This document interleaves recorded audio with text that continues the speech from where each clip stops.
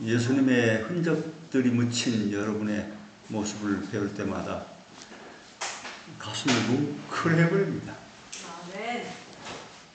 예수님이 우리를 지으시는 장면을 좀 한번 성경을 통해서 보겠습니다. 성경 2절만 보겠습니다. 창세기 2장 20절입니다. 여기 아담은 예수님이라고 부르면 좋습니다. 예수님이 모든 육축과 공중의 새와 들의 모든 짐승에게 이름을 주니라. 예수님이 돕는 배필이 없으므로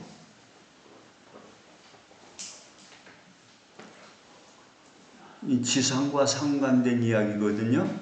예수님의 돕는 배필이 누구죠? 여기 앉은 이 신부들이에요. 이 신부를 창조하는 모습을 좀 보세요. 여호와 하나님이 예수님을 깊이 잠들게 하시매 그 갈빗대 하나를 취하고 살로 대신 채우시고 아버지 하나님이 예수님에게 취하신 갈빗대로 여자를 만드시고 그를 예수님에게 이끌어 오시니 예수님이 가로되 이는 내 뼈 중에 뼈요 살 중에 살이라. 이것을 남자에게서 취하였은즉 여자라 칭하리라.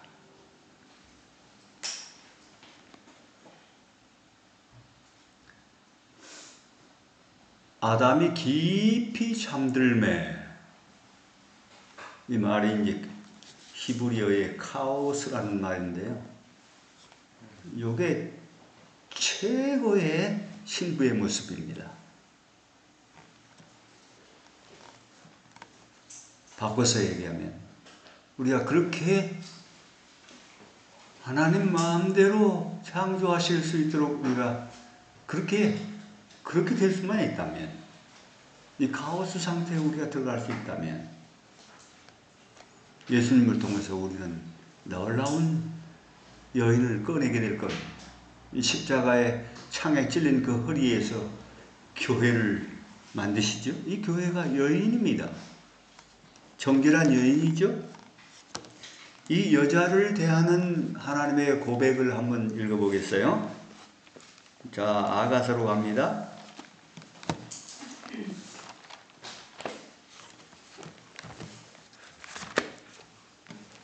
근데 제가 이게 먼저 좀 죄송한 말을, 씨 뿌리기가 마지막 역사이기 때문에 성경을 고쳐서 거기다 조금 넣었어요. 뭐 그래도 괜찮아요. 예수님이 뻗으니 웃으시더라고요. 아가서 2장 10절입니다. 나의 사랑 하는 자가 내게 말하여 이르기를 나의 사랑 나의 어여쁜 자야 일어나서 함께 가자. 겨울도 지나고 비도 그쳤고 지면에는 꽃이 피고 새에 노래할 때가 이르렀는데 반구의 소리가 우리 땅에 들리는구나. 무화과 나무에는 푸른 열매가 익었고 포도나무는 꽃이 피어 향기를 토하는데 나의 사랑, 이 이야기를 하기 전에요, 요 말을 제가 성경에다 써놨어요.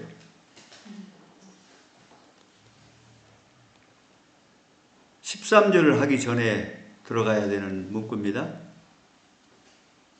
포도원의 농부는 고운 웃음 흘리며 아름다운 곡식을 온 땅에 던지는구나.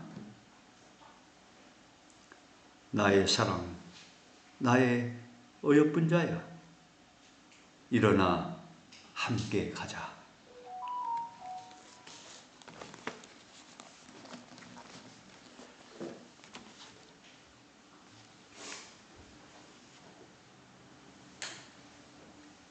이제 제 이야기가 거의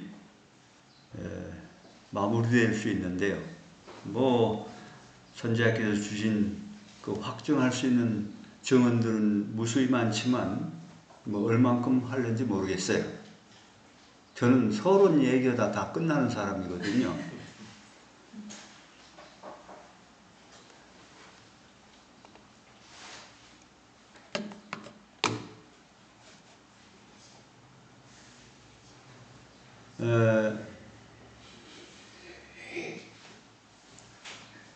하나님의 성령이 역사하시는 마지막, 하여튼 어떤 위험 가운데도 마지막 선교까지 가게 하는 하나님의 역사는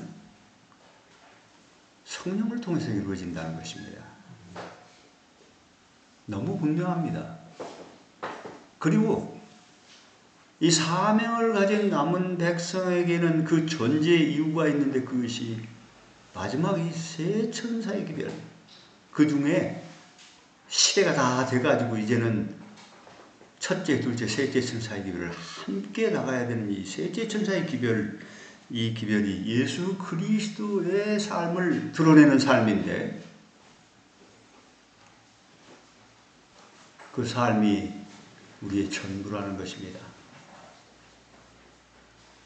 그래서 우리 구원 문제와도 마지막 사명, 우리에게 다 부어주셔서 우리를 통해서 완성하실 그 사업의 책임과 의무와 특권이 한꺼번에 다 있는데, 구원이 다 결부되어 있다는 사실을 꼭 이해하셔야 됩니다. 여기 1기별 162쪽에 하나님께서는 영혼의 구원에 미치는 모든 문제에 관하여는 가장 쉬운 언어로 말씀하셨다. 지난번에 했죠? 20절. 포도원의 비유 얘기를 하면서 저 거리에 놀고 있는 사람들 때를 다 잃어버려가지고 막 다 저녁 때가 됐어요. 5시니까 11시 다 됐는데, 놀고 있는 사람들 가서 빨리 포도원에 가서 일하라고 하는데, 그들에게 다 똑같은 은혜를 주시는 그런 모습을 보았는데, 이 비유가 또 있죠. 여러 곳에 있어요. 문화의 비유에도 있고, 특별히 달란트의 비유. 달란트 비유의 핵심은 장사라는 거예요. 이 장사가 다른 말로 하면 뭘까요? 선교죠. 네. 선교에 미치면 모든 게 다 선교밖에 안 보여요.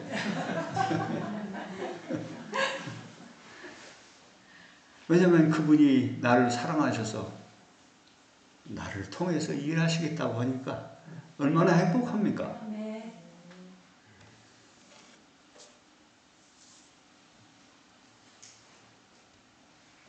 그래서 이 달란트의 비유의 핵심은 나를 위해서 좀 일하라는 거예요. 내가 다 줄 테니까. 확실합니까? 내가 다 줄게 가서 일하라는 게 확실해요? 네. 너무도 확실한 성경 주제절이 마태복음 28장 18절입니다. 그 18절은요, 괜히 한 얘기 아니에요. 십자가 이후에 막 올라가려고 하는데 이 백성이 아무것도 준비가 안 되고 하나님을 다 잃어버리고 있어요. 우리 다 버리고 도망가 버렸어요.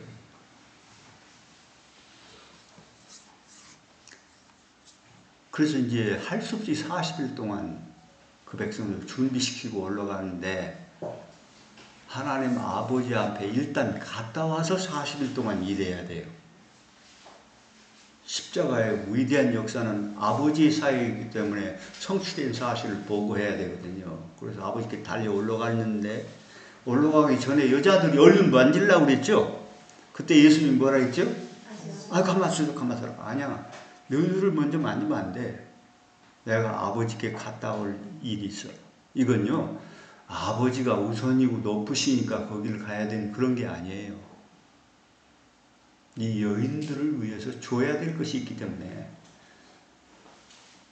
그런 다음에 금방 갔다 왔어. 보면.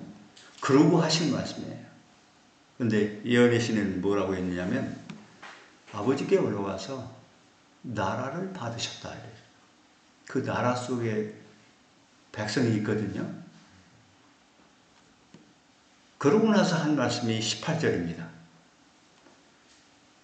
얼마나 자신감 있게 그렇게 함부로 큰 소리로 웅변 않는 분인데요. 예수님이 그때는 진짜 자신감 있게 얘기했어요. 하늘과 땅에 모든 권세를 내게 주셨으니 이렇게 하면서 어디로 가라는 거예요? 가라고 했어요. 가라고. 이 가라고 한 그곳에서 모든 역사가 완성됩니다. 이제 화이트의 기별을 전체의 숲을 다 이렇게 깨보면요, 딱 보여요. 그게 막 가슴이 막 울렁울렁하고 막, 야, 이런 놀라운 특권을 왜 우리 가족들이 정확하게 모르고 이 가치를 땅에다 떨어쳐놓고 밟고 있나? 아까운 시간을 허비하고 있나? 달란트 비유는 그 한 달란트짜리가 문제죠. 뭐 적게 받은 것이 아무 상관이 없어요. 다 100%예요. 두 달란트 받은 사람 몇 달란트 받았죠? 2달란트. 5달란트 받은 사람 몇 달란트 받았어요? 5달란트. 몇 프로예요? 100%예요. 100%. 그것을 준비한 대로 100%다 주셨는데 한 달란트는 그냥 한 달란트만 남았어요. 그런데 이 한 달란트의 신앙인은요, 진짜 열심히 하는 사람이에요. 그리고 복음을 얼마나 귀하게 여기는 사람인지 모른다니까. 이거 아무렇게나 함부로 할 수 없어. 뭐 그런 거 갖고 가서 손해도 나오고 하잖아요. 우리 장사하다가. 예. 우리가 열심히 하는데 때로는 마귀에게 바치는 예배도 많거든요. 지가 잘난 체하고 말이에요. 내가 한 것처럼 착각하는 거 이거 다 제 거거든요. 이건 마귀에게 바치는 예배거든요. 저는 이런 일 많이 했어요. 그러니까 여기 쓰면 안 되는데 그래도 여기 숙여니까 감사하죠.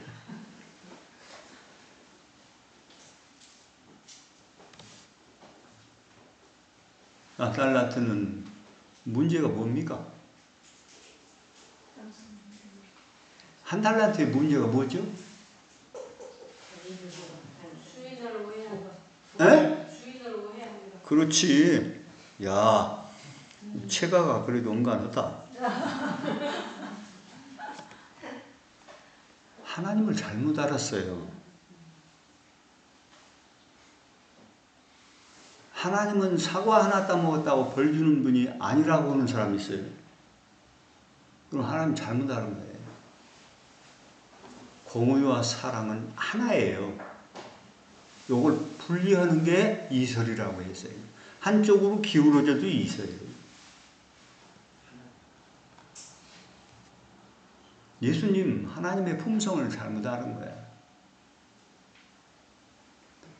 내 거 가지고 실컷 장사하라는 거예요. 이 장사를 하는데 실제는 이 이윤을 누가 다 만들어줍니까?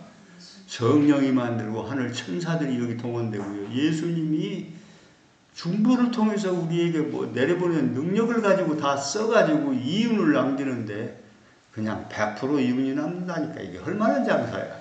이 전도는 얼마나 장사라는 거야. 그런데 이 사람은 열심히 안에서 일했는지 모르지만 정말 이 복음을 귀히 여기고 막 이렇게 하면서 교회에서 열심히 신앙을 했는지 모르지만 이윤이 안 나갔어. 뭘 안 한 걸까요?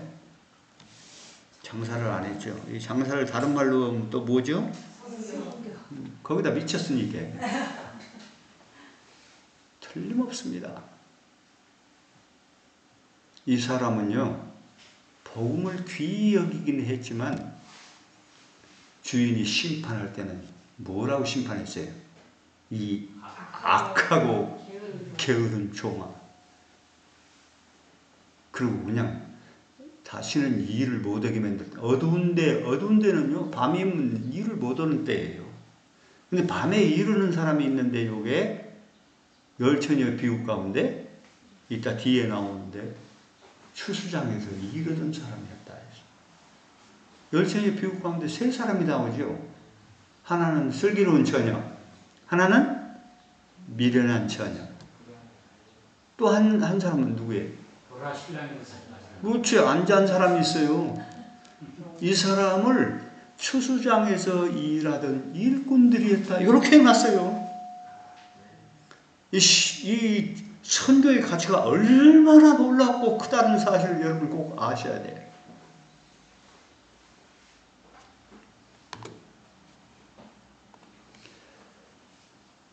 자, 여기 마태복음 20장에 요 앞에 18절 이하에는 포도원에 가서 일을 하는 그 비유가 나옵니다. 이러면 내가 다 구원 준다고 하는 얘기가 끝났는데, 이 예수님께서 이 일을 마무리하면서 18절에 이렇게 말씀하십니다. 예수께서 예루살렘에 올라가라 하실 때 12 제자를 따로 데리고 길에서 이르시되, 보라, 우리가 예루살렘으로 올라가노니 인자가 대제사장들과 서기관들에게 넘겨짐에 그들이 죽이기로 결의하고 이방인에게 넘겨주어 그를 조롱하며 채찍하며 십자가에 못 박게 할 것이나 제3일에 살아나리라. 이 얘기를 한 번 한 게 아니거든요. 여러 차례 했는데, 이때는 포도원의 비유에 대해서 누구든지 일만 하면 내가 다 죽게 하는 말씀을 하신 다음에 이 당신의 이제 십자가로 가는 그 이야기를 하는데, 여기서 아주 중요한 문구를 여러분 혹시 발견하십니까? 혹시 중요한 문구가 뭘까요? 여기서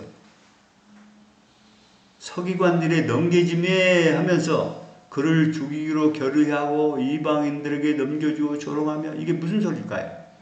여기서 가장 중요하게 여기 주목해야 될 게, 셋째 천사의 기별을 아는 사람들은 이걸 알아야 되거든요. 무슨 말일까요? 시간이 많이 가니까. 이방인들에게 넘겨주어. 굉장히 중요한 말입니다. 굉장히 중요한 말이에요. 그래서 우리가 지금 이제 어디로 가야 돼요? 이방인으로 가야 돼요. 자, 윌리엄 밀러, 재림운동의 주역을 일으킨 분이 예수님인데 윌리엄 밀러를 쓰는데, 윌리엄 밀러가 어디가 있죠? 교회 안에 있습니까? 이방에 있습니까? 1888년 예수님이 오실 수 있었던 엄청난 늦은 비의 역사가 시기적으로 찾아왔는데, 그때 썼던 기명이 존스와 와거너라는 사람인데, 그 사람들이 지금 이방에 있습니까? 교회 안에 있습니까? 잘 생각하세요. 우리에게 남은 역사는 복음을 듣지 못한 사람들에게 복음을 전해야 되는 것입니다. 그래서 예수가 이방인에게 넘겨주었다니까. 이 시몬이 아기 예수를 봉헌할 때 뭐라고 성령의 감동으로 얘기했냐면, 이 예수는 이방의 빛이요, 아무도 이 세상에 복음을 못 들어서 구원받게 하면요, 예수의 피를 그 사람에게는 아무 소용없게 만드는 그런 일이라니까. 엄청난 이야기가 이 속에 들어있어요. 그러면서 이 십자가에 죽을 거라고 하는 얘기를 했는데, 그 얘기가 아무 걱정이 없는 얘기가 하나가 있는데, 뭐예요? 내가 사흘 후에 살아나리라. 죽어도 살리라. 아멘? 요한복음 11장에 있죠? 나를 믿는 자는 뭐에도 산다? 그 말은 나를 믿는 자는 생명이 있다 이런 말이에요. 목숨은 죽을 수 있어요. 그런데 뭔 못 죽어? 생명은 죽지 않는다는 말이에요. 절대 안 죽어요. 그러니까 노인분들 희망을 가져야 돼요. 죽어도 상관없고 산다니까. 이 죽음을 연구해 보면 이 신학이 기가 막힌 신학이라 아예 죄를 안 짓는다니까. 올 때는 요렇게 하고 갔는데 요걸 피고 간다니까. 사람이 달라져요. 누가 요게도 성질 내요 안 내요? 안 내. 희한하다니까. 그런데 예수님의 재림을 맞는 시간은 얼마나 기다려야 돼요? 만약 예수님이 한 500년 오시기 전에 뒤에 돌아갔던 사람은 몇 년 기다려야 돼요? 얼마 기다려야 돼요? 500년. 아니에요. 이 죽음을, 하나님의 은혜로 죽음을 가진 사람은요, 뭐 악인들은 뭐 500년, 1000년 기다려야 되겠지만 예수가 그 가슴에 있는 사람들은요, 기다림이 없어요. 하나님의 시간 안에 들어가 버려요. 하나님은 시간이 없는 분이야. 100년 있다고 그분이 뭐 주름살이 생겨요? 아니에요. 시간이 그대로 정지돼 버려요. 그러니까 딱 예수님 올 때 그때 이제 무덤을 열고 일어날 때 딱 눈을 뜨는데 요건 순간도 아니야. 곧 죽던 딱 끊어지던 그 시점하고 바로 연결돼 버려요. 기다림이 있다 없다? 없어요. 야, 이게 이 죽음은 신비요. 그리스도 안에 잠자는 자들은 복이 있다는 얘기를 잘 들으라니까. 죄를 그친다니까 드디어. 아멘? 잘 죽어야 돼. 잘 죽어야 돼. 이런 중요한 의미의 얘기를 하는데 그 어머니 하나가 달려왔어요. 아들을 맡긴 어머니요, 제자를. 두 아들이나. 세베대의 아들들이었죠. 그 세베대의 각신 것 같아. 어머니가 와서 간청하는 거예요. 그런 중요한 얘기입니다. 하늘나라 갔거든. 내 아이 둘을 하나는 우의정, 하나는 좌의정 시켜달라. 십자가 이야기는 이타적인 것입니까? 이기적인 것입니까? 하늘나라를 여기 비교해 보셔야 돼요.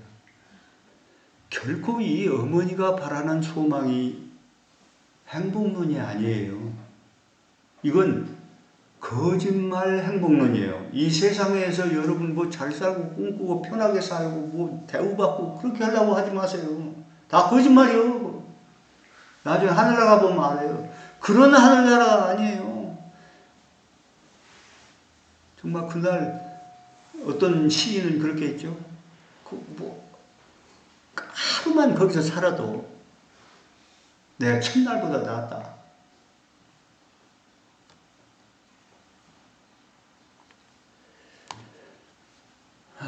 이 대조적인 우리가 결론적으로 예수님의 이 십자가의 영광을 어떤 눈으로 봐야 되는가?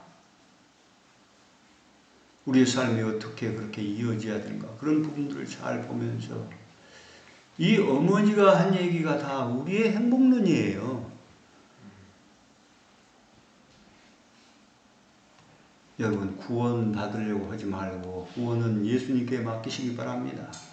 다 이미 칭의로 다 완성해 놨어요. 구원은 우리가 잘못해서 구원 못 받는 게 절대 아니에요. 와이프는 그렇게 얘기했어요.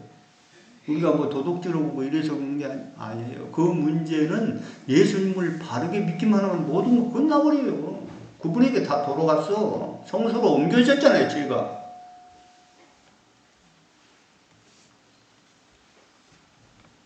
근데 와이프는 뭐라고 얘기했냐면 다 준비해놓은 그런 은혜를 선택하지 않은 것 때문에 멸망당한다고 그랬다. 그게 진짜 죄예요. 우리는 죄 때문에 죽는 건 아니에요. 예수님이 다 해결했으니까. 근데 그분이 다 열어놓고 오라고 그러고 나를 찾아오라고 다 해놨는데 이 사람들이 가치를 모르고 안 가져가. 뭐 어떡하냐고. 그러니까 구원 받은 건 우리 데려가면 되는데 이 사람을 데려가면 안 돼요. 하늘의 적합성이 이루어지려면 예수의 품성을 받아야 된다니까. 그렇게 완전해지는데 다 받을 수 있는 무대 장소 다 줬는데 조금 어렵다고 해서 그냥 앉는 거예요. 가치가. 내가 원하고 내가 하는 방식대로 구원을 받으려고 한다니까.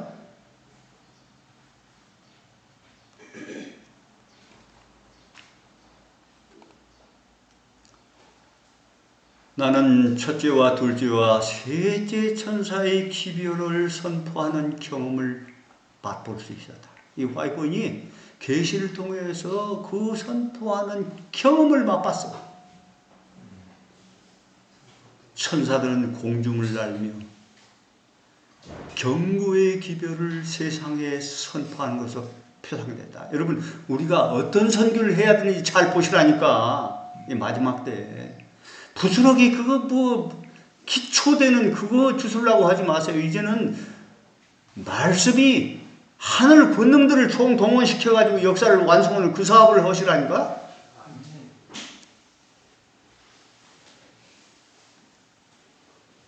세상에 선포하는 것으로 표상되었는데 이 지구 역사의 마지막 날에 살고 있는 백성들에게 직접적인 관계가 있는 것이었다.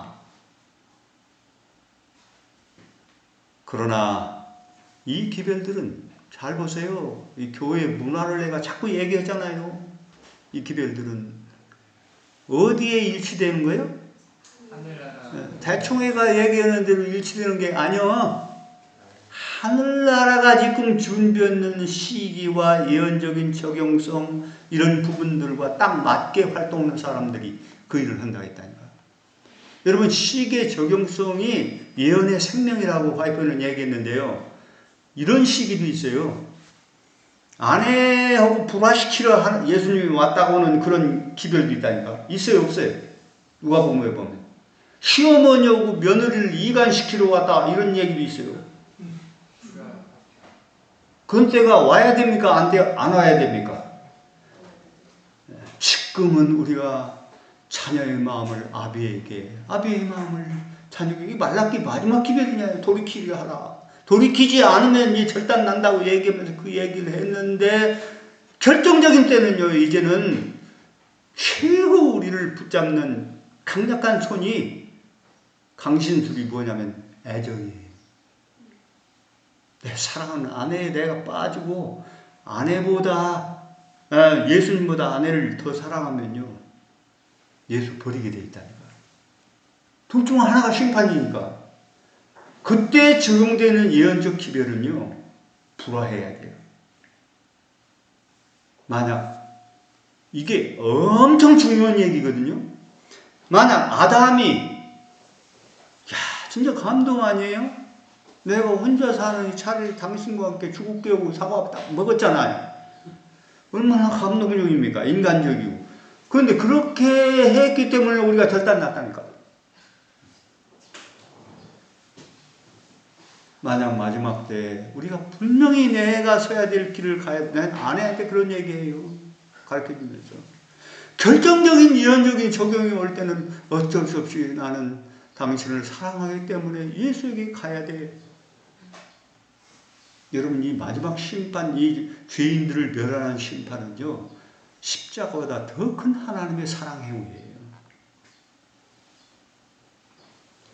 그러니까 아멘 않는 거 보니까 하나님 잘 모르네. 만약 그 일이 없이 하늘이 될 수가 있습니까? 없습니까? 그 뒤에 요 자막이 나와요. 우리가 좋고 이런 방법만 이게 행복이다. 예수님 요건 안 돼 하고 이렇게 젖혀놓는다니까. 그건 뭘 몰라서 그런 거예요. 하나님의 더 깊은 사랑을 모르는 거예요. 마지막 이 심판하는 유황불은요. 하나님 자신을 태우는 울면서 태우는 사랑의 행운이에요. 당신에게 나온 건데 죄가 묻었지만 당신 자신을 태우는 불이에요. 그 사람의 행위 없이 하늘의 행복은 불가능해요. 둘 중 하나예요. 엄청난 역사예요. 우리가 선택에 대해서 대충 좋게 너그럽게 그렇게 생각하면 안 돼요. 괜찮아 신앙 이거 하면 안 돼요. 괜찮아 신앙 그런 게 어디 있어. 딱 한 가지 외에는 없다니까. 그런데 이 기별들은 하늘나라의 우주의 모든 역사와 생각과 우주도 이제 회복하잖아요. 죄의 가능성에서 구원받은 인류 때문에.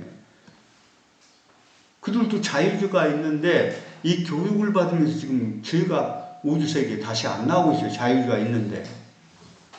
그 다음에 이 증인들이 영원히 세상을 섬기게 되어 있어요.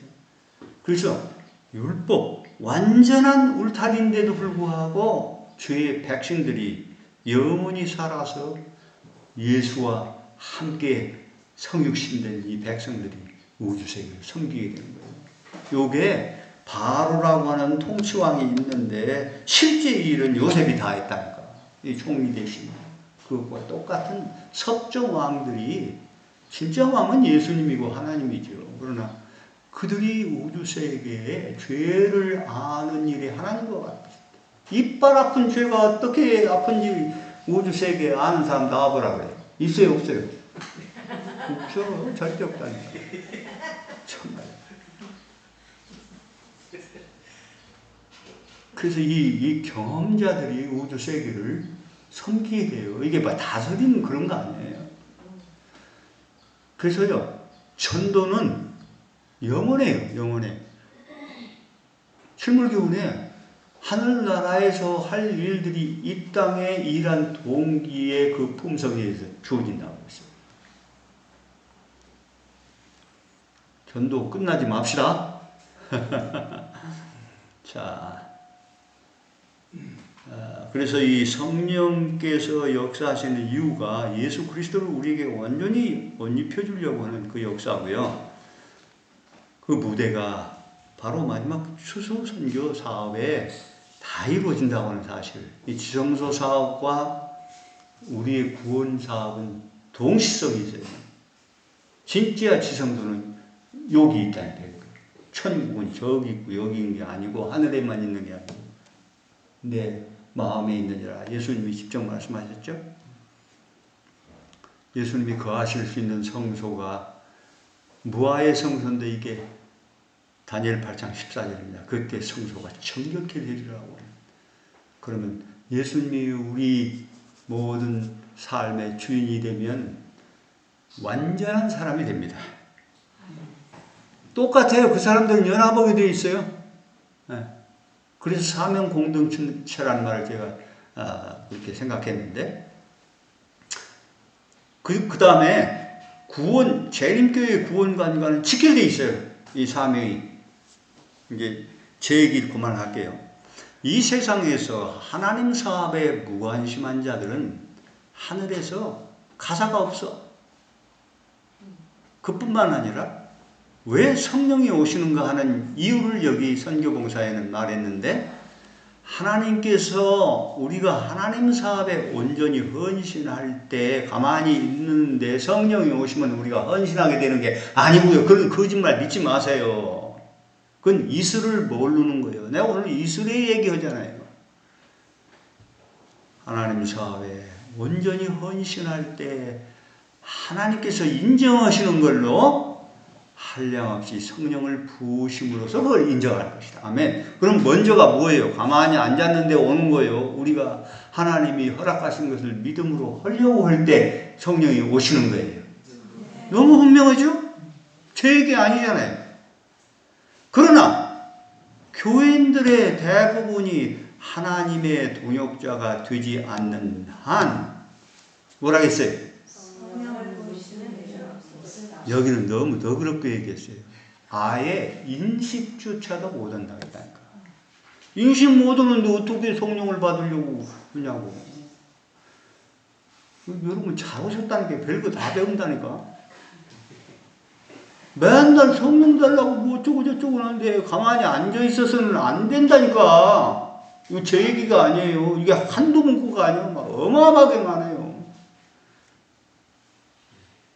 그래서 추수사명과 남은 교회 이 나눠주시는 의, 입혀주시는 의는 우리 다 잊고 있잖아요.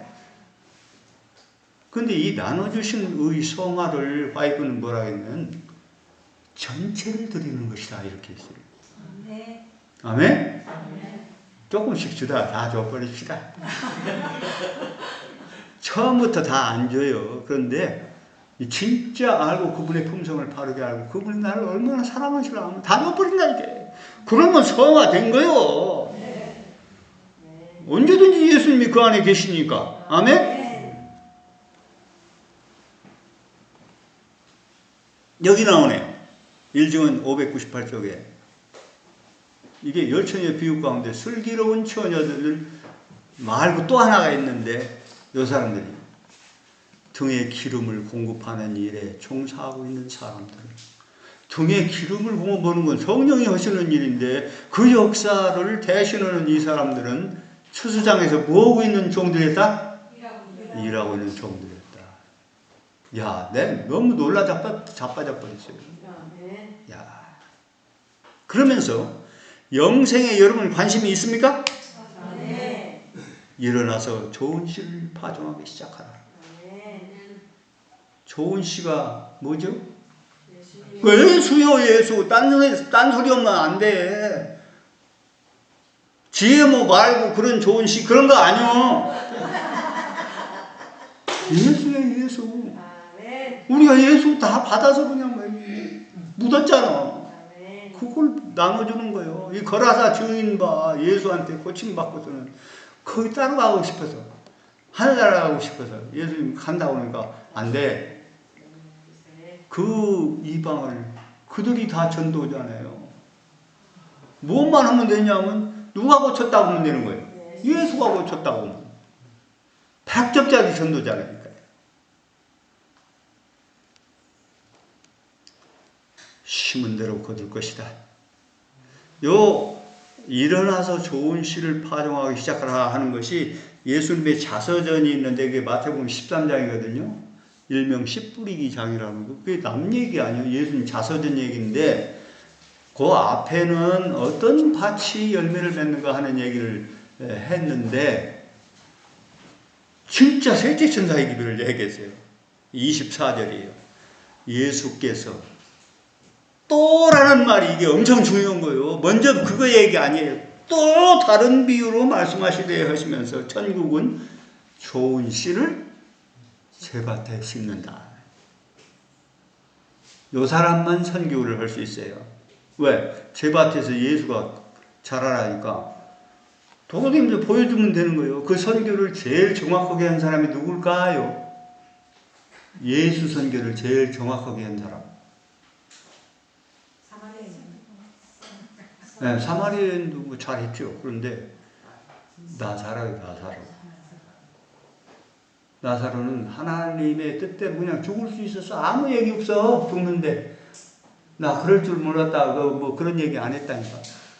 그냥 조용히 아무 소리도 없어.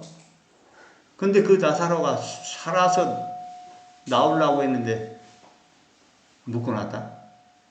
이게 두 가지거든요. 하나는 딱 예수님한테 아예 보이지도 않고 끝났어. 하고서는 마고는요 돌인데 이게 불신이거든요. 이거 연합해서 으쌰으쌰 우리가 이렇게 해야 되는데 살려놓았는데 죽었어. 꽁꽁 묶여있어. 요게 우리 지금 현재 신상 명세서거든요. 지금 장모님 그거 풀러 왔다니까. 그러고 보니 풀면 이제 나와서 도로되면 복음이요. 아멘 아닙니까? 네. 아니 사두개인이 부활했다고 맨날 얘기해봐야 뭐냐고. 살아도 도로되는데. 그러면서 어디까지 갔냐면 그걸 왜 살려냈냐면요. 6월절 세 번째 때 승리의 입성에서 사건을 이끌게 하는 주인이 예언의 보면 나사로예요. 죽었던 나사로가 장대한 활력을 가지고 이 사역을 이끌고 있었다. 이렇게 적어놨다니까. 너무 놀랐어요. 나도 그런 전도 오면 좋겠다. 이런 생각을 해봤다니까. 그런데 죽으려고 하면 좀 싫어. 조금 어려우면 좀 가기가 좀 그래. 그런데 바르게 알기만 하면 그렇게 된다니까. 좋은 씨를 제밭에 씌웁니다. 예수가 제밭에서 크면요, 저절로 전도가 신나게 돼요. 그분이 나를 써가지고 내 역사를 만드는 거예요. 내가 뭐 주저올 게 뭐가 있냐고. 다 가지라고. 그게 이제 세 번째 베드로에게 질문했을 때 베드로가 죽었어요. 세 번째. 두 번째까지는 계속 마지막 또 필레어라고 했지만은 예수님은 그 이야기를 알아주시고 당신 것으로 채워주셨어요. 알아서 하세요. 그렇게 됐을 때 오순절 성령을 통해서 베드로를 줬는데요. 베드로를 처음 만날 때 뭐 해준다 했죠? 사람 낚는 낚시쟁이가 된다고 했는데 하루에 3,000명씩만 낚았다니까. 153마리 막 낚은 게 그 문제가 아니에요. 야, 이게 지금 우리가 하는 마지막 파종 작업이 그 작업이에요. 한두 명 건지는 그런 작업이 아니라니까. 시원찮은 사람이 가르치는 게 아니고 천국의 모든 권능들이 다 내려와서 이 사역을 돕고 이 셋째 천사의 기별의 이 추수의 운전대를 삼위 하나님이 쥐고 있다고 했어요. 그런데 주동자가 누굴까요? 지구를 창조한 대군 미가엘이라고 했어요. 왜 대군, 예수님이라고 해야 되는데 왜 대군 미가엘이야? 전쟁의 명수요. 그건 전쟁에 해당될 때만 쓰는 예수님 이름이라니까요. 그때 내 민족을 호위하는 대군 미가엘이 일어날 것이요. 아멘? 아멘. 그 환난 신경 쓰지 마세요. 그 전에 우리 안에 주님을 우리가 영접해야 되겠죠. 아멘. 그 백성에게 마지막 내려주는 믿음으로 말미암는 의 마지막 전도가 크리스천 전도예요. 이 전도로 세상 역사, 우주 역사는 끝나버려요. 전쟁은. 그 전도를 해야지 그래도 하늘나라에서 노래 가사거리가 좀 생겨나지. 추수사업의 핵심은 파종입니다. 나머지 건 다 하나님이 하시는 거예요. 아모스 8장 9장 13절에 보면 씨를 뿌리는데 뒤에서 벤다고 했어요. 그런 일이 세상에 오지. 근데 추수 때는 그게 된다니까.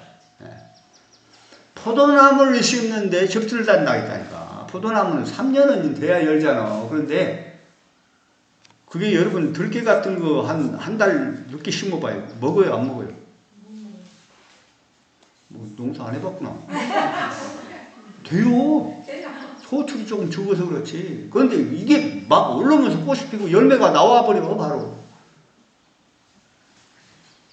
그런데 그거 터는 건 안 돼요. 터는 건 일주일만 늦으면 다 쏟아져.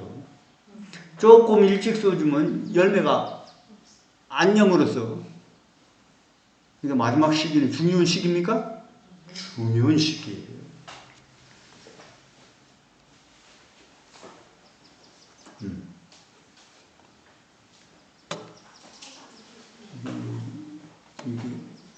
있구나. 많은 사람들이 저희가 하나님께로부터 멀리 떠나 있다는 것을 의식하고 있으며, 그렇습니까? 또 자기 자신의 죄에 대해서 종이 되어 있다는 사실도 알고 있다. 그리하여 이들은 이 같은 상태를 개선하고자 애쓰고 있으나, 애쓰고 있죠? 이거 아는 사람 어디 있어? 다 있지. 근데 이제 문제는 이거예요. 저희 자신을 어디다가? 십자가에다 못 박지는 않는다. 이게 특권입니까? 특권이 아닙니까? 십자가에 우리가 나가는 길이. 그리스도를 위하여 받는 이 고난이, 이게 특권이에요? 특권이 아니에요? 어마어마한 얘기요. 너무 특권이 커서 걱정한 사람이 하나 있어요. 누굴까요? 이 십자가를 받는데 너무 황송하고 커가지고 나는 예수님처럼 받기는 너무 죄송해가지고 거꾸로 매달렸다. 아멘? 우리가 이 정도는 가치를 알아야지. 십자가의 가치를. 조금 어려우면 안 오면 그게 뭐냐고 그게. 그들은 저희 자신을 그리스도의 손에 맡기고 그의 뜻을 행하게 하여 거룩한 능력을 구하지 않는다. 요거 이제 중요한 문구가 거룩한 능력을 구하지 않는다 이거예요. 다 받아서 하는 거예요. 다 받아서 하는 거. 받아서 하지 않으면 제사합이에요. 제사합은 누가 그 수확을 가져간다? 사단이 가져가요. 내가 열심히 일하고도요. 제사합을 해버리면 다른 사람은 저 사람 때문에 구원받는데 저는 사단이 가져가 버려요. 그 얘기를 사도 바울이 했어요. 내가 다 전파원의 도리에 잃어버리려고 하면 내가 뭐냐 하고 내가 정신을 번쩍 차린다고 하는 얘기를 했다니까.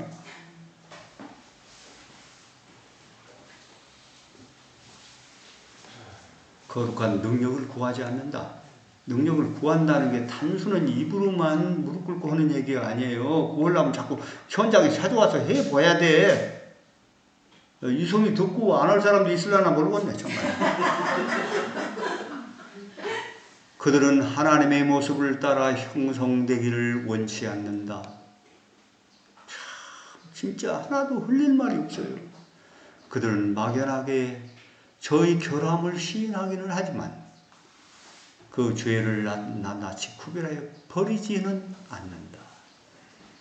선택이 그렇게 아니야. 가만히 보면 악을 행할 때마다 우리의 이기심은 점점 강해진다. 그러니까 신앙을 오래 하면 오래 할수록 자아가 점점 세진다니까. 그런 거 느껴요 여러분? 교회 안에서? 느껴요. 직원이 한번 해봐. 세지나 약해지나. 장로만 앉아도 교회 안 다니는 사람도 있다니까? 너무도 불쌍한 사람들이지요. 누굴 모르는 거예요. 예수님하고 하늘에 같이 하늘의 행복이 어떤 것이 행복인지를 모른다니까요. 여기서 행복하게 누리려고 하면 다 거짓말이에요. 다 거짓말이에요. 하나도 없을 게 하나도 없어. 내가 보니까. 내가 좀 대우받고 내가 좀 잘 살아서 편하게 이거 아니에요. 그건 하나님의 손이 되라고 하나님께서 주신 선물이야. 우리가 때로 어떤 재능이 있어서 다른 사람을 봉사할 수 있는 것은 다른 사람에게 하나님을 네가 좀 나타내보라고 준 선물들이라니까. 뭐 재정이 많았어도 그럴 수 있어요. 딴 사람 아무나 할 수 없는 거예요. 이 자본주의 사회에서. 그런데 하나님이 그런 재능을 줘갖고 이거 맡겼으면 내가 그냥 마음 놓고 하나님이 할 수 있는 일을 하는 거예요. 하나님 사업을 막 위대하게 발전시키고 하는데 우리 뒤에 있는 장로님이 그런 일을 하셨다니까. 우리도 본받아야 돼요. 사실 따져보면요. 다른 사람이 절대 가질 수 없는 것을 다 가지고 있어요. 우리가 이 가치를 판단하는 눈이 잘못돼서 그렇지 하나님의 눈으로 보면요. 귀한 것들 다 있어요. 다른 사람은 어림도 없어요. 그건 누구를 위해서? 이웃들과 다른 백성을 위해서 하나님이 할 일을 네가 대신 해보라는 거예요. 그걸로 맡긴 청직이라 우리가. 그렇게 사용 안 하면 이렇게 된다고 얘기를 해놨어요. 인쇄물들은 지금 시대에는 침례원이 일을 못하게 됐다고 얘기했죠. 대번 잡아갈 거라고. 뭐 재림교회에서도 쫓아낼걸? 인쇄물은 사람들의 정신과 마음을 움직이는 강력한 수단이다. 이걸 누가 알고 있을까요? 사단이 알고 있어요. 일본 가니까요. 별교회들이 다 이거 아주 찌라시 뿌리는 문화가 한국보다 훨씬 꽉꽉 차 있어요. 그래서 이런 시원찮은 종이는 이건 안 되겠다 제가 생각을 했다니까. 그래도 책자 정도 이렇게 돼야 이 가치를 가져가지고 이렇게 좀 빼가고 하지. 문서선교는 몇 사람이? 모든 사람이 참가해야 할 선교 사업이다. 이 분야의 사업 외에 훈련받은 사람들을 선교사로 파송해서 인생을 전파해야 된다. 훈련 안 받으면요, 나오기는 하는데 내 기준에 따라서 해. 해외 같은 데 가서 잘못하면요, 오히려 엄청 그 문화를 거슬려 가지고 사회 문제를 일으켜요. 대만에서도 그렇고 일본에서도 그랬는데 막 책자가 그걸 막 차창 이런 데 뿌려가지고 쓰레기가 막 양산되는데 경찰이 그냥 빨갛게 왔어. 그래가지고 다 심할서 쓰고 그 사람이 늦게 저녁 때 한 사람을 내가 말을 들었다니까. 서울에 있다가 여기 내려오신 분인데 그 다음에 연합회로 연락이 와서 연합회장에 가가지고 얼마나 빌었는지 몰라요. 그래서 한국 사람 오는 걸 아주 엄청 두려워 이렇게 했다는 얘기를, 뒷얘기를 내가 일본에서 들었다니까. 그 사회에 준비된 문화를 정면으로 배치해서 우리 사업을 망치게 하는 건 누가 하는 일이에요? 사단이 하는 일이에요. 그래서 훈련을 받아야 돼요. 우리 교회처럼 선교 훈련이 없는 데는 없어요. 여호와의 증인들 선교 훈련하는 거 보면요, 요렇게 질문하면 요렇게 대답하고 이런 책자가 있어요. 다 훈련해가지고 옆에서 해보더라고. 난 그걸 봤거든요. 이 광천이라는 그 왕국회관 들어가서 보니까 막 얘기를 해요. 그 사람이 얘기를 제3자가 하는 것처럼 얘기하면 이 사람이 그걸 보고 딱딱 답변을 해. 그럼 딱딱 맥혀 성경이. 그런데 그 너무 속에 있는 걸 내가 슬쩍 질문하니까 모르더라고. 아무것도. 그렇게 하면 뭐라고 하냐면 다른 문제로 넘어갑시다. 이렇게 얘기해요. 저 왕국학에 들어가서 선생들 세도고 해봤거든요. 우리 장모님 한 분 들어가서. 근데 해결이 안 나는데 참관인이 있었어요. 여호와의 증인 교인이 우리 교회를 며칠 나온 사람이 있었는데 그 사람이 딱 보고더니 내가 진짜를 알았다 하고 딱 일어나더니 우리 교회로 와버렸어요. 이야.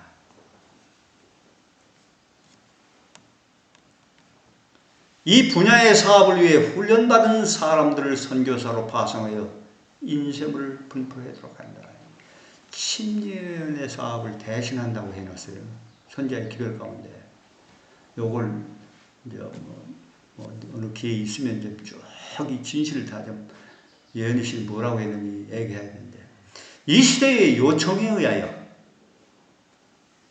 왜냐하면 그렇게 할 사람이 없으니까 나중에는 이제 성령이 권능을 줘가지고 후내심을 하게 하지만 그들의 전 시간과 힘을 다 바쳐서 일할 가치 있는 사업이다.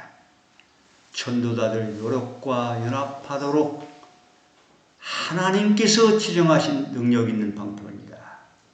잘 보세요. 또 다른 방법으로는 도저히 접촉할 수 없는 많은 사람들에게 전도할 수 있게 한다. 나중에 결과를 이것이 잘 될지 저것이 잘 될지 계산해보자고 얘기했어요. 기대하지 말라 했어요. 마지막 큰 아침 때 수많은 백성들이 돌아오는 일이 있게 될 거예요. 그 말은 성령이 이른다는 거야? 안 한다는 거예요? 이른다는 거예요. 밖에서도. 그러니까 나는 지구 성역시대라는 말을 만들었는데 이슬람 사당을 통해서 우리 교회 더 크게 늘릴 것도 없어. 교회만큼 뭐해? 사람이 없는데. 사람만 잔뜩 있으면 뭐해? 일꾼이 없는데. 2명이 제대로 일해도 단양교회는 엄청 큰 교회예요. 왜냐면 막 뿌리고 다니면 다 절단 나버려요. 그 얘기를 내가 어거스타라는 교회가 아틀란타에 가서 얘기했는데 7,000불을 줬다니까. 7만 불을 참. 7만 불이면 한 9천만 원 돈대요. 왜냐면 교회를 키우려고 아무리 하고 막 별게 다 해서 한 사람이 집을 팔아서 막 1억을 맡겨놓고 막 이렇게 했는데 교회가 사람이 좀 모이면 키우려고. 키우긴 하는데 점점 작아진다는 거예요. 이 소리를 듣더니 그러면 우리 대학원도 같이 우리 하자 해가지고 거기 3번, 4번 가서 제가 씨를 뿌렸는데 그렇게 딱 내밀었다니까요.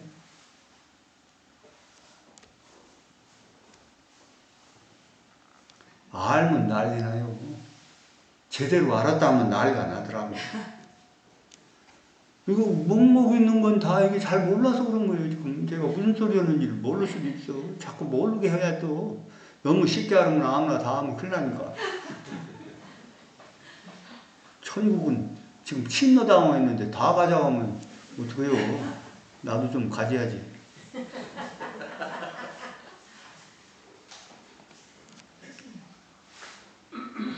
그대들 중 어떤 사람들은 말로는 책망을 인정하지만 야, 어떻게 이렇게까지 우리 속사정을 다 하나 몰라. 마음으로는 그것을 받아들이지 않는다. 많은 사람들이 주의와 책망과 경고의 기별을 잊지 않기 때문에 하나님께서 그분의 백성들에게 주신 빛과 어떻게 가고 있다? 정반대로 가고 있다.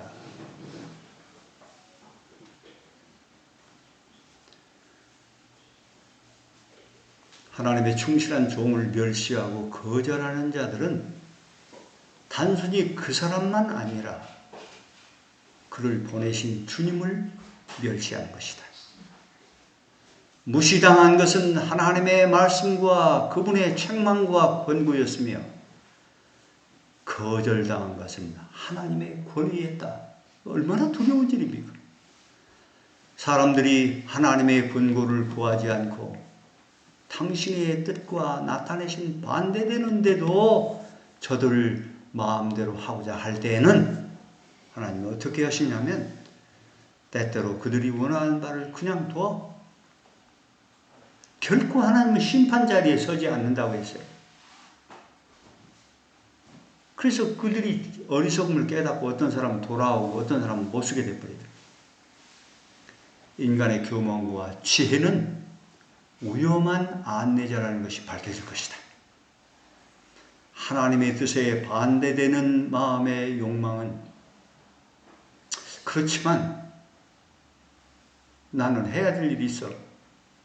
이런 욕망은 결국 축복이 되기보다는 오히려 저주가 된다는 것이 판명된 것이다. 내가 아침에 얘기했죠. 정말 제가 13년 동안 하기 싫은 일을 했다고. 솔직한 얘기예요. 하나님 아시니까. 근데 하나님이 기쁘시니까 해야지 어떻게 해요. 요 얘기를 와이프이 했다니까.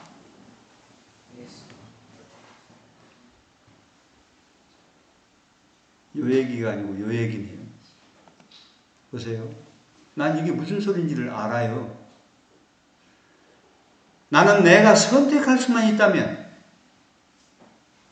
그러면서도 하나님을 기쁘게 해드릴 수 있다면 이 두 가지 조건이 해결되면 나는 차라리 하나님께 이상을 받기보다는 죽는 편을 선택하겠다고 생각해왔다. 너무 힘들거든. 내 도덕과 안 맞는 얘기요. 막 사람들에게 막 잘못을 지적하고 책망하고 해야 되니까 차라리 죽음을 선택하는 게 낫겠다. 이렇게 얘기했다. 이게 여러분은 무슨 소리인지 모를 수 있는데 저는 이게 가슴에 와 닿는다니까. 왜냐하면 매 이상마다 그것은 나를 책망과 경고의 증언을 해야 할 막중한 의무 아래 놓이게 했는데 그것은 항상 나의 감정과 얼마나 착한 사람이요. 도덕적이고 반대되는 것이었으며 내 영혼에 말할 수 없는 고뇌를 일으켰기 때문에 저는 어떤 때에 설교라고 하라고 또 기회를 주면요. 기쁨기보다는 걱정이 앞서요. 또 두리뭉실하게 슬슬 얘기하려나. 가감하지 말라고 했는데 나중에 보면 또 약간 아름다워. 정말. 주신 대로 전하기가 그 아무나 하는 게 아니더라니까. 내가 그 친유한을 굉장히 존경한다니까. 그 사람이 품성이 준비되는 거예요. 하나님 마음대로 쓸 수 있는 것. 최고의 도덕가예요. 그 사람이. 우리가 쌓는 도덕 그거 가지고는 안 돼요. 환란 와봐요. 환란 아니라 조금만 반대해가지고 각 들이와봐 탁 튀어나지. 그거 갖고 싸우는 거 아니에요. 예수님을 얻어야 돼요. 예수님.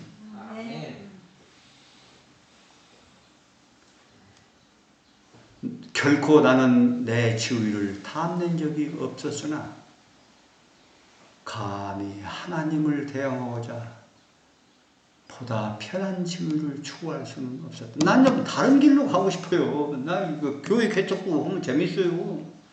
된다니까 다. 그런데 너는 이거 하라고 해? 근데 와이프는 여기 초기문집에 뭐라고 얘기했냐면요. 이게 중요한 거예요. 내 자신의 경험을 의심하려는 유혹을 받을 때 벙어리가 된 처벌 후에는 이런 때가 있었잖아요. 남들이 나를 어떻게 생각하는 것을 개의치 않고 의심이나 정하지 않는다. 아멘? 깊이 명상하세요. 이런 건 사진을 찍어둬야 돼요. 왜냐하면 앞으로 우리가 다 그런 기별자가 됩니다. 클래칭을 한다니까 우리가. 이놈의 새끼들 그렇게 하면 두고 하고 얘기한다니까. 그 셋째 천사의 기별이 만약 말 안 듣는 불과 우령으로 다 죽는다고 하는 얘기 아니에요? 지금은 우리는 할 수 없는 너무 착한 사람들이요. 이건 아무 수잘데 없다니까. 하나님이 그대로 할 수 있는 하나의 가감 없이 그대로 얘기할 수 있는 그런 사람이 돼야 되는데 이건 말도 안 되는 그런 사람이 아니라 믿음으로 의롭게 된 백성이어야 돼요. 그 사람만 예수님이 예루살렘에서 우셨던 그 눈물을 가지고 그 얘기를 하게 되니까 세상이 다 감동받아서 와버린다니까. 우연한 사람은 다 돌아와요. 갈까 말까 했던 사람 다 돌아버린다니까. 그러니까 전도지는 누구요? 내가 전도지요. 셋째 천사의 기별 때는 이런 거 아니요. 이거 할 필요 없어. 이제는 그때는 진짜 전도지가 정말 예수님과 같은 모습으로 저 백성들이 어떻게든지 머리끄댕이를 잡고 그 절벽에서 떨어지는 그 백성들을 잡아서 올리려고 하는 그 심정으로 외치는 외침이 믿음으로 의롭게 된 사람들이 외치는 큰 힘이에요. 그러니까 전도지만 전해서는 안 돼. 이렇게 데려놓고 갖다 계속 창조시켜야 된다. 하나님의 말씀으로 바꿔놓아야 돼. 그런데 이게 인우가 저를 따라오기로 했다니까, 여러분. 우리 청년이 얼마나 일을 잘하는지요. 근데 어제는 조금 밤새 성경 공부하고 피곤했는지 깜막 저 버스 정류장에 앉았다가 졸아서 잤어. 근데 성령이 감동을 줘가지고요 인우를 안 찾게 하셨다니까. 아이 그리고 동네가 막 잔뜩 있어가지고 하고 오겠지 하고서는 하다 보니까 1시간이 됐어요. 그 동네를 막 그 산 꼭대기까지 올라다니면서 저 이원실반 뭐 둘이 그냥 막 다 했는데 그러고 보니까 인우가 없는 거예요. 큰일 났다. 그리고 그 내려놨던 장소를 가보니까 없어. 그래가지고 그냥 정신이 돌아가지고 막 그 앞쪽에 가가지고 큰 동네를 가서 막 집집마다 다 도로비행기 전도지가 안 꽂혔어. 그럼 어디 갔느냐고. 그래서 교회에 혹시 연락이 왔나 하고 전도를 했는데 깜막 잤다는 거예요. 안식이 필요하죠? 야, 우리나라가 그렇게 잤는데 나는 인우가 혹시 속상해서 금방 장로님이 데리러 안 와가지고 이렇게 됐으면 어떡하나 막 속에 막 노심초사했는데 잤다 보니까 얼마나 행복한지. 아이고 우리 이거 잘했다. 쉬어야 돼. 일 낼 겁니다. 여러분 기도해 주세요. 네. 이제 이 청년들이 이 사업을 이어가야 돼요. 뭐 이런 서로 오다 보니까 기도하겠습니다. 하늘에 계신 우리 아버지, 정말 우리에게 이런 놀라운 예수님이 당신의 모든 것을 우리에게 주실 수 있는 놀라운 허락의 장소를 구별해 주시고 얘들아 나를 차지하라 이렇게 말씀하시니 감사합니다. 이 귀한 선교의 가치가 당신의 보혈로 성료한 데까지 그냥 말로 하는 얘기가 아니라는 사실, 하늘과 땅의 모든 것을 내게 주었으니 여러분 가라고 하는 그 말씀이 예수님의 확신과 기쁨과 축복을 우리에게 주시기 위한 그 감격의 말씀이라는 사실을, 이 음성을 우리가 헤아려 들을 수 있도록 축복해 주시고, 우리에게 주어진 남은 이 짧은 시간이 이 세상의 헛것들에 의해서 우리가 시간을 낭비하고 먹고 마시고 졸고 생활의 염려로 허덕이는 그런 역사가 아니라 지성소 안에 만나 항아리와 아론의 쌍난 기념비를 거기에 세워두신 이유가 있다는 사실을 생각하고 주님이 내 안에서 이루신 이 의를 위해서 열방의 재물을 막 써버리는 그런 놀라운 하나님의 귀한 전도자이 되어서 우리의 헌신을 통해서 수많은 사람들이 구원받는 그 기쁨을 이해하기 때문에 가만히 보니까 내가 예수 사람이 됐다고 하는 사실을 하늘에 가서 고백하는 그런 아름다운 초막절 예배의 참여자들이 다 되기를 소원하며, 성령께서 우리와 끝까지 함께 하셔서 이 강신술과 성령론이 대조되게 만든 이번 집회를 이 백성들이 깨닫고 우리가 어느 영역 가운데 설 것인가 하는 OX 문제를 분명히 해결하는 귀한 축복받는 안식일이 되도록 인도해 주시기를 예수님의 이름으로 간절히 기도합니다. 아멘.